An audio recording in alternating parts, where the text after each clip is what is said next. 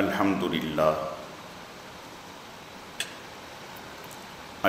لله نحمده ونستعينه ونستغفره ونؤمن به ونتوكل عليه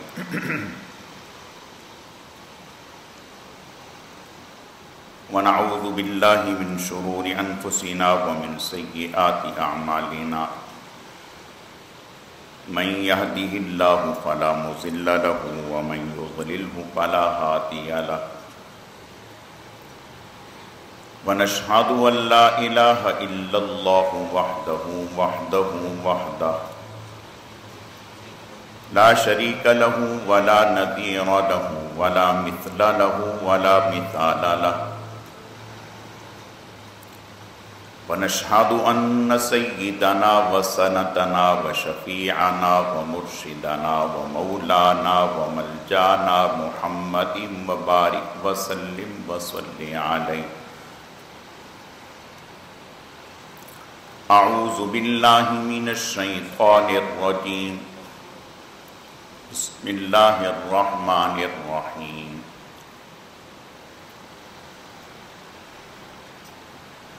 وأنتم عاكفون في المساجد تلك حدود الله فلا تقربوها كذلك يبين الله آياته للناس لعلهم يتقون. ولا تباشروهن وأنتم عاكفون في المساجد تلك حدود الله فلا تقربوها كذلك يبين الله آياته للناس لعلهم يتقون. صدق الله مولانا العظيم وبلغنا رسوله النبي الكريم ونحن على ذلك لمن الشاهدين والشاكرين والحمد لله رب العالمين. اللهم صل على روضة محمد في الرياض وصل على بلد محمد في البلاد وصل على قبر محمد في القبور وصل على جسد محمد في الأجساد وصل على روح محمد في الأرواح. گرامی قدر معزز حاضرین، میرے واجب الاحترام بزرگوں اور عزیز نوجوان ساتھیوں، میں نے آپ کے سامنے قرآن مجید فرقان حمید میں سے ایک آیت کریمہ تلاوت کی ہے. رب ذوالجلال سے دعا ہے کہ وہ ذات بزرگ و برتر مجھے اس کی روشنی میں صحیح صحیح کہنے کی اور سمجھانے کی توفیق عطا فرمائے. پھر اللہ رب العزت کی ذات اس مختصر وقت میں جو کچھ کہا سنا جائے، اس کہنے سننے کو محض اپنی رضا کے لیے اپنی بارگاہ میں قبول و منظور فرمائے. ہم سب کی نجات اور ہدایت کا، مغفرت کا ذریعہ اور سبب بنائے. میری آج کی مختصر گزارشات کا موضوع اور عنوان اعتکاف کی کیا فضیلت ہے اور یہ کتنا بڑا عمل ہے. اسی سے متعلق چند باتیں عرض کرنی ہیں. اللہ رب العزت صحیح صحیح کہنے کی، سمجھانے کی، سمجھنے کی، عمل کرنے کی توفیق عطا فرمائے.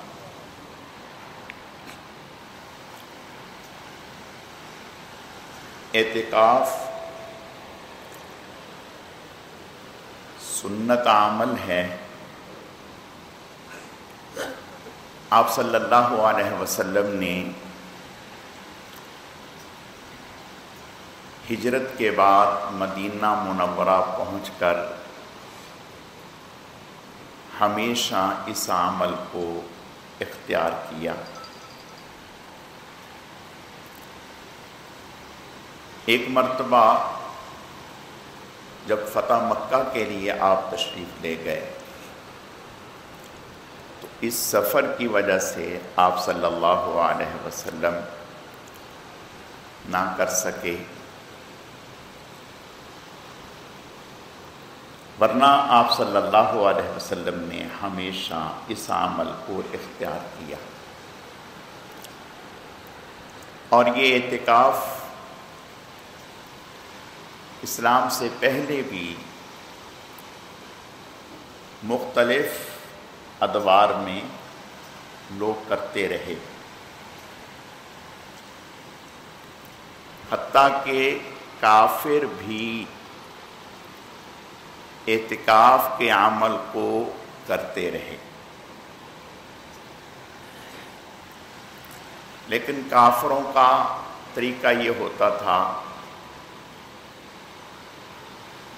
کہ وہ بتوں کے سامنے ان کی خوشنودی کے لیے جھک جاتے تھے اور بیٹھے رہتے تھے، چلہ کشی کرتے تھے، اس کو اعتکاف کا نام دیتے تھے، جس کو اللہ نے قرآن میں بھی ذکر کیا، ما ھذہ التماثیل التی، کہ یہ کیا ہے جن کے سامنے تم لگے ہوئے ہو اور جھکے ہوئے ہو۔ آپ صلی اللہ علیہ وسلم بھی نبوت سے پہلے غار حراء میں آپ صلی اللہ علیہ وسلم اعتکاف کی نیت سے تشریف لے جاتے اور وہاں اللہ تعالیٰ کی عبادت کرتے۔ حضرت موسیٰ علیہ السلام جب بنی اسرائیل کو اللہ پاک نے فرعون کے مقابلے میں کامیابی دی اور نجات دی اور فرعون کو تباہ و برباد کیا، تو اس وقت بنی اسرائیل نے حضرت موسیٰ علیہ السلام سے درخواست کی کہ آپ اللہ تعالیٰ کی طرف سے کوئی ہمیں کتاب لا کر کے دیں تاکہ ہم اس پر عمل کریں۔ تو اللہ پاک نے حضرت موسیٰ علیہ السلام کو کوہ طور پر آنے کے لیے حکم فرمایا، جسے اللہ پاک نے قرآن میں 2 جگہ ذکر فرمایا، وَإِذْ وَعَدْنَا مُوسَىٰ 40 لَيْلَةً، پہلے پارے میں، اور 9ویں پارے میں وَوَعَدْنَا مُوسَىٰ 30 لَيْلَةً وَأَتْمَمْنَاهَا ب10 فَتَمَّ مِيقَاتُ رَبِّهِ 40 لَيْلَةً، کہ حضرت موسیٰ علیہ السلام 40 راتیں وہاں معتکف رہے اور روزے سے رہے۔ تو گویا اعتکاف بہت اونچا عمل ہے۔ آپ صلی اللہ علیہ وسلم کی عادت مبارکہ تھی کہ کسی کام کو، نفلی کام کو اگر شروع فرماتے تو پھر کچھ وقت کے بعد اس کو ترک کر دیتے تھے تاکہ امت پر لازم نہ ہو، لیکن اعتکاف کو آپ صلی اللہ علیہ وسلم نے ترک نہیں فرمایا، بلکہ اعتکاف آپ صلی اللہ علیہ وسلم ہمیشہ کرتے رہے، اور آپ صلی اللہ علیہ وسلم کی ازواج مطہرات آپ کے بعد اس عمل کو اختیار کرتی رہیں اور آج تک امت کرتی چلی آ رہی ہے۔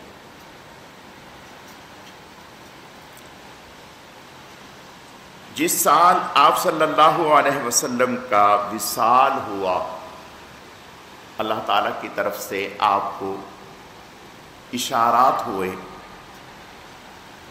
کہ یہ سال شاید میرا آخری سال ہے، تو آپ صلی اللہ علیہ وسلم نے اس سال 20 روز کا اعتکاف فرمایا، 20 روز کا اعتکاف فرمایا۔ اور اعتکاف کی یہ کوئی معمولی فضیلت ہے کہ آپ صلی اللہ علیہ وسلم نے ارشاد فرمایا کہ جو سنت اعتکاف کرتا ہے اجر و ثواب کی نیت سے، اور صحیح تقاضوں کے ساتھ کرتا ہے تو آپ صلی اللہ علیہ وسلم نے ارشاد فرمایا اس عمل کی برکت سے اللہ تعالیٰ اس کے پہلے تمام گناہ معاف فرما دیتے ہیں، اس کے پہلے تمام گناہ معاف فرما دیتے ہیں۔ اور مسلمان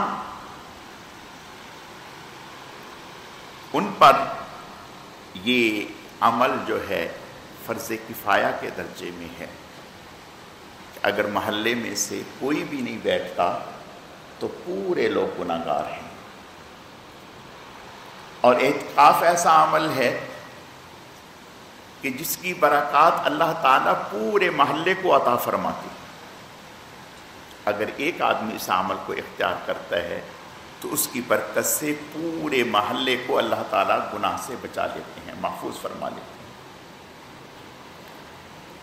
اور پھر آپ صلی اللہ علیہ وسلم نے ارشاد فرمایا کہ جو آدمی اعتکاف کرتا ہے،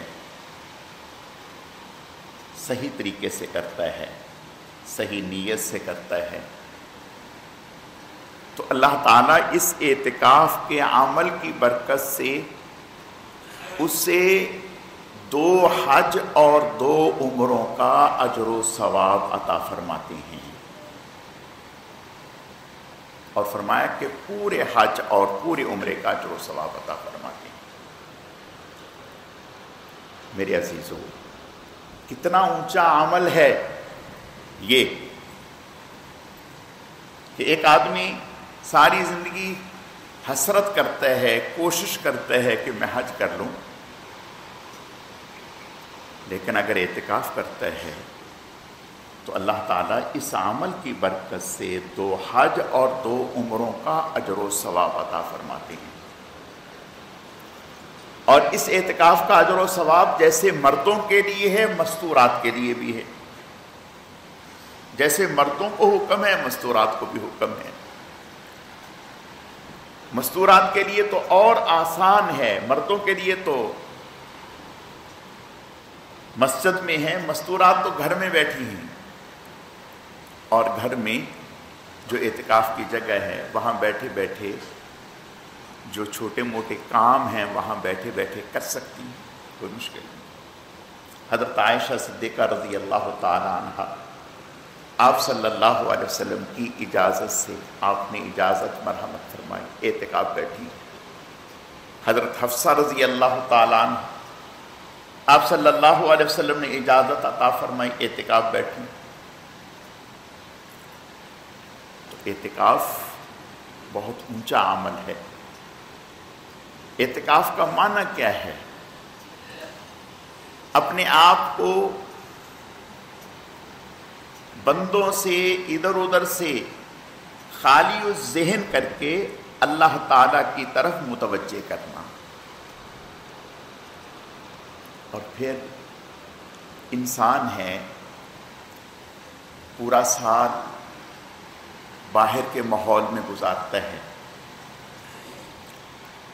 تو کوئی نہ کوئی انسان سے چوک ہوتی رہتی ہے، غلطی ہوتی رہتی ہے، باہر ہوگا، گھر ہوگا، کہیں ادھر ادھر ہوگا، تو کوئی نہ کوئی فروگزاشت اس سے ہو جائے گی۔ اور جب مسجد میں ہوگا اور مسجد کے ماحول میں ہوگا تو اللہ تعالیٰ اسے گناہوں سے محفوظ فرما لیں گے۔ گویا مسجد قلعے کی مانند ہے، مسجد میں ہے، خاموش ہے، تو بھی فرشتے اس کے لیے دعا کر رہے ہیں اور اس کی مغفرت کی دعا کر رہے ہیں۔ لیٹا ہوا ہے پھر بھی اس کے لیے اجر و ثواب ہے، پھر بھی اجر و ثواب سے محروم نہیں ہے۔ اور جب مسجد میں ہوگا، ماحول میں انسان ہوتا ہے تو ماحول میں کسی کام کو کرنا آسان ہوتا ہے، کام کی ہمت پیدا ہوتی ہے، شوق پیدا ہوتا ہے۔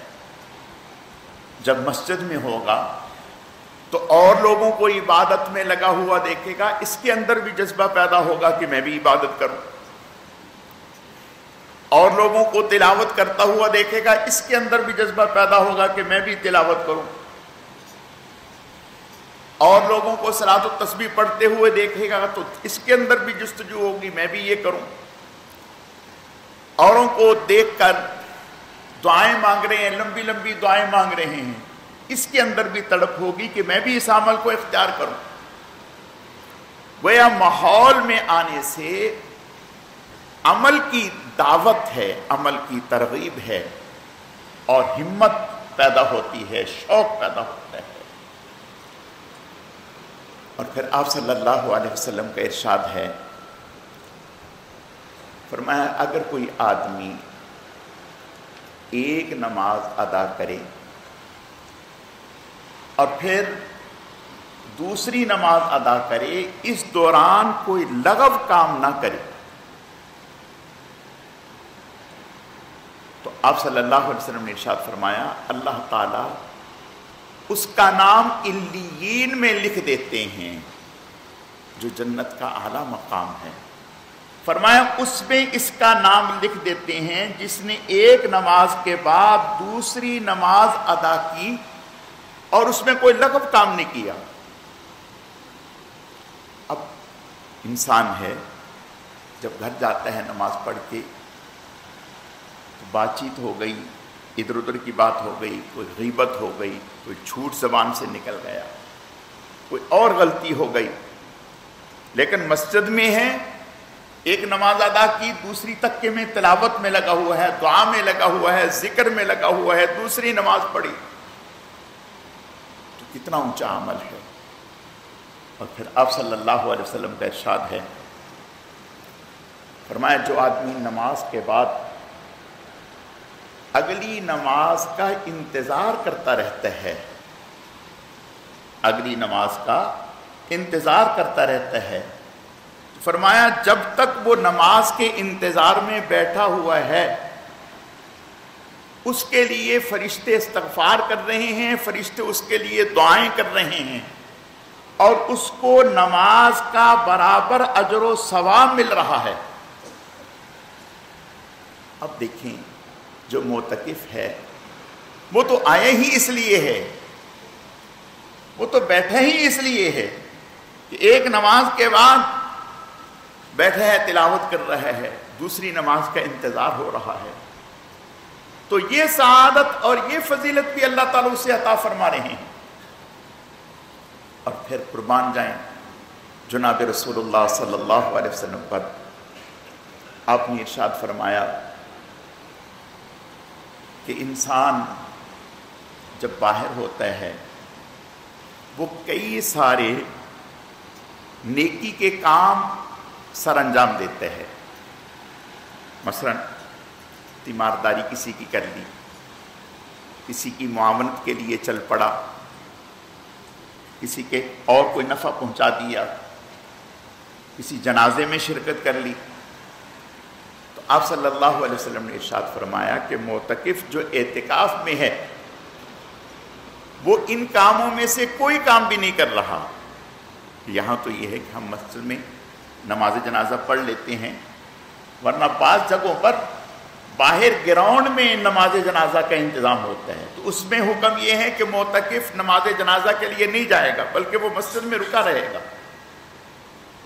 تو فرمایا کہ معتکف جو جنازے کے لیے نہیں جا رہا اور مسجد میں رکا ہوا ہے، تیمارداری کے لیے نہیں جا رہا، مسجد میں رکا ہوا ہے، کسی کی سفارش کے لیے نہیں جا رہا، مسجد میں رکا ہوا ہے، کسی اور نیکی کے کام میں نہیں جا رہا، مسجد میں رکا ہوا ہے، آپ صلی اللہ علیہ وسلم نے ارشاد فرمایا اللہ تعالیٰ اپنی رحمت سے اس کو ان تمام کاموں کا اجر و ثواب عطا فرما رہے ہیں، تمام کاموں کا اجر و ثواب عطا فرما رہے ہیں۔ اور پھر اللہ اکبر، ایک فضیلت تو ایسی ہے جس کو سن کر تو ہر مسلمان مچل جائے کہ میں تو اعتکاف بیٹھوں گا ہی بیٹھوں گا۔ میں عرض کرتا ہوں، ایک صحابی آپ صلی اللہ علیہ وسلم کے سامنے ایک جنازہ لایا گیا، یا رسول اللہ یہ ایک مسلمان ہیں، ان کا نماز جنازہ پڑھا دیں۔ آپ نماز جنازہ پڑھانے کے لیے اٹھے، حضرت عمر رضی اللہ تعالیٰ عنہ نے روک دیا، یا رسول اللہ نہ پڑھائیں۔ فرمایا کیوں؟ اس کی کوئی اچھی شہرت نہیں، اس کی کوئی اچھی شہرت نہیں۔ آپ صلی اللہ علیہ وسلم نے جو مسلمان وہاں تشریف فرما تھے ان سے پوچھا کہ آپ میں سے کسی کو اس کی کوئی نیکی معلوم ہے؟ آپ میں سے کسی کو اس کی کوئی نیکی معلوم ہے؟ ایک صحابی نے کہا یا رسول اللہ صلی اللہ علیہ وسلم مجھے اس کی ایک نیکی معلوم ہے۔ آپ نے فرمایا کیا نیکی؟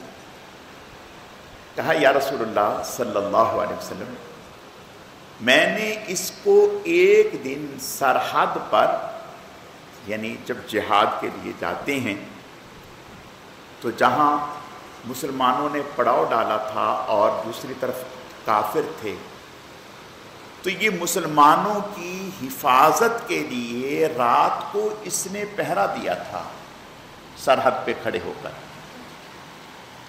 رات کو اس نے پہرا دیا تھا، اور اس پہرے میں خطرات ہوتے ہیں، جان بھی چلی جاتی ہے، چنانچہ ایسا ہوا بھی۔ اس نے پہرا دیا تھا، ایک رات پہرا دیا تھا، میں نے دیکھا۔ آپ صلی اللہ علیہ وسلم نے ارشاد فرمایا کہ صفیں بناؤ، صفیں بناؤ۔ آپ نے نماز جنازہ پڑھائی اور پھر اس کے چہرے سے کپڑا ہٹا کے فرمایا لوگ تیرے بارے میں کہتے ہیں کہ تو جنتی نہیں، میں گواہی دیتا ہوں کہ تو جنتی ہے، اس عمل کی برکت سے، اس عمل کی برکت سے فرمایا میں گواہی دیتا ہوں کہ تو جنتی ہے۔ اور صحابہ کو تنبیہ فرمائی کہ کسی کے بارے میں کوئی رائے نہ قائم کریں، ہمیں کیا معلوم اس کا کون سا عمل ایسا ہے کہ جو اللہ پاک کے علم میں ہو، ہمارے علم میں ہو۔ تو گویا سرحد پر پہرا دینا اتنا اونچا عمل ہے۔ قربان جائیں جناب رسول اللہ صلی اللہ علیہ وسلم پر، آپ نے ارشاد فرمایا جو اعتکاف میں بیٹھتا ہے، جو اعتکاف میں بیٹھتا ہے، فرمایا ایک دن نہیں، 2 دن نہیں، 3 دن نہیں، 4 دن نہیں، 5 دن نہیں، فرمایا 40 دن تک سرحد پر پہرا دینے کے برابر اللہ تعالیٰ اس کو اجر و ثواب عطا فرماتے ہیں۔ اس عمل پر، اعتکاف کے عمل پر آپ صلی اللہ علیہ وسلم نے ارشاد فرمایا اللہ تعالیٰ اس کو 40 دن تک سرحد پر مسلمانوں کی حفاظت کے لیے پہرا دینے کے برابر اجر و ثواب عطا فرماتے ہیں اس عمل پر۔ اس سے اندازہ کریں کتنا اونچا عمل ہے، لیکن کوشش یہ ہونی چاہیے کہ ہمارا جتنا اونچا عمل ہے اس کی شرائط بھی اتنی ہی بڑی ہیں۔ بغیر کسی ضرورت کے اور حاجت کے اگر مسجد سے باہر چلے گئے تو آپ کا اعتکاف ختم ہو جائے گا۔ بھولے سے چلے گئے، یاد نہیں رہا، بھولے سے روزے میں اگر بھولے سے کھا لیا، یاد نہیں ہے کہ روزہ ہے، روزہ نہیں ٹوٹا، لیکن بھولے سے مسجد سے باہر چلیں گے تو اعتکاف ختم ہو جائے گا۔ اعتکاف کے لیے نہانے کے لیے نہیں جا سکتے، گویا آپ کو گرمی برداشت کرنی ہے، گرمی برداشت کرنی ہے، ہر وقت اس بات کا استحضار کہ میں کہاں بیٹھا ہوں، میں کہاں بیٹھا ہوں۔ اور پھر میرے عزیزو، یہ کوئی معمولی جگہ ہے جہاں ہر وقت فرشتوں کا نزول ہو رہا ہے، جہاں گویا انسان جو معتکف ہے وہ فرشتوں کے ماحول میں بیٹھا ہوا ہے، فرشتوں کے ماحول میں بیٹھا ہوا ہے۔ اس سے اونچا عمل کیا ہوگا؟ اور پھر جو مسجد میں اعتکاف میں بیٹھا ہے اس کو لیلۃ القدر تو مل ہی جائے گی اللہ کے فضل و کرم سے۔ جب وہ مسجد میں آ کر کے بیٹھ گیا اعتکاف کی نیت سے، اب اس کے اجر و ثواب کا میٹر چل پڑا۔ اب وہ خاموش بیٹھے ہیں تو بھی اس کو ثواب مل رہا ہے، اور اگر لیٹا ہوا ہے تو بھی ثواب مل رہا ہے۔ آپ کہیں گے کہ بھی لیٹے ہوئے ہونے پر کیوں اجر و ثواب مل رہا ہے؟ دیکھیں، ہم اپنے گھر میں کسی مزدور کو لاتے ہیں مزدوری کے لیے، وہ مزدور آیا، اس نے 2-4 گھنٹے کام کیا محنت سے، تھوڑی دیر کے بعد اس نے چائے پی، 10 منٹ اس میں لگا لیے، اب پھر تھوڑی دیر کے بعد 2 گھنٹے بعد 3 گھنٹے کے بعد پھر چائے پی، پھر 15 منٹ لے لیے۔ تو یہ جو 15 منٹ چائے کے ہیں، تو آپ ان کے پیسے پورے دیں گے یا کاٹ کر دیں گے؟ پیسے پورے دیں گے، اس لیے کہ یہ چائے تو توانائی حاصل کرنے کے لیے، چستی اور بیداری لانے کے لیے، ہمت لانے کے لیے ہے۔ معتکف جو مسجد میں آرام کر رہا ہے تو وہ آرام کرنے کے لیے یہاں نہیں آیا۔ اگر آرام کرنا مقصود ہوتا تو اس سے اچھا آرام اپنے گھر میں ہو سکتا ہے، جہاں ہر طرح کی سہولت میسر ہے۔ یہاں تو بعض دفعہ جگہ بدلنے سے، ماحول بدلنے سے نیند نہیں آتی، پریشان ہے، نیند نہیں آ رہی، کیا ہے؟ جگہ بدل گئی۔ تو یہاں معتکف سونے کے لیے نہیں آیا، یہاں تو معتکف عبادت کے لیے آیا ہے، لیکن یہ سو رہا ہے، اس لیے سو رہا ہے تاکہ میرے اندر ہمت آ جائے، چستی آ جائے، بشاشت آ جائے۔ یہ سونا در حقیقت عبادت کی تیاری کے لیے ہے، اس سونے پر بھی اللہ تعالیٰ کے ہاں سے اجر و ثواب ہے۔ تو میرے عزیزو، میں عرض یہ کرنا چاہتا ہوں کہ معتکف کو اعتکاف میں بیٹھ کر لیلۃ القدر کا اجر و ثواب تو مل ہی رہا ہے، اور پھر کوشش کرنی چاہیے ہمیں ضرور اعتکاف میں بیٹھے ہیں۔ میرے عزیزو، دیکھو، ہمیں شیطان جو ہے وہ طرح طرح کے خیالات ہمارے سامنے لاتا ہے، یہ کام، یہ ضرورت، یہ مسئلہ، لیکن یاد رکھیں جتنے بھی مسائل کا تعلق ہے وہ اللہ سے ہے، مسائل حل کرنے والے اللہ ہیں، اور مسائل کا حل اللہ ہی سے ہوگا، اللہ کے غیر سے نہیں ہوگا۔ اور جب اللہ کے گھر میں اللہ سے رجوع کریں گے تو انشاءاللہ اللہ ہمارے مسائل کو حل کر دیں گے، اور نہ صحیح تو کم از کم اتنا تو آدمی کر سکتا ہے۔ حدیث میں آتا ہے کہ اگر کوئی آدمی مسجد میں مغرب سے پہلے آ جائے اور مغرب یہاں ادا کرے، پھر عشاء پڑھ کے چلا جائے، کتنی دیر؟ 1-1.5 گھنٹہ، یعنی یہاں آئے، افطار سے پہلے آ گئے، مغرب یہاں ادا کی، کہیں بھی ادا کی، کسی بھی مسجد میں، اور پھر مغرب پڑھی، مغرب پڑھ کے اعمال میں لگ گئے، اوابین پڑھ لی اور تلاوت کر لی، اور پھر عشاء پڑھ کے تراویح پڑھ کے چلے گئے۔ آپ صلی اللہ علیہ وسلم کا ارشاد ہے، فرمایا اتنے سے اعتکاف پر اللہ تعالیٰ جنت میں ایک بہترین محل عطا فرما دیں گے، اتنے سے اعتکاف پر۔ تو میرے عزیزو، پھر مغرب کے بعد جب آدمی اوابین کے نفل پڑھتا ہے، آپ صلی اللہ علیہ وسلم کا ارشاد ہے، فرمایا کہ جو اوابین کی 6 رکعتیں کم از کم اور زیادہ سے زیادہ 20، اللہ تعالیٰ 12 سال کی عبادت کا اجر و ثواب عطا فرماتے ہیں۔ میری درخواست ہے کہ ہمیں ان مبارک راتوں کو اور ان مبارک دنوں کو ضائع نہیں ہونے دینا چاہیے، ان کی قدر کرنی چاہیے۔ اور اس کا طریقہ یہی ہے کہ اگر ہم اگر باہر کے ماحول میں رہیں گے تو کوئی نہ کوئی غلطی، کوئی نہ کوئی کوتاہی ہوگی، اور اگر مسجد کے ماحول میں رہیں گے تو انشاءاللہ اللہ تعالی ہماری حفاظت فرمائیں گے۔ اللہ تعالی سمجھنے کی، عمل کرنے کی توفیق عطا فرمائے۔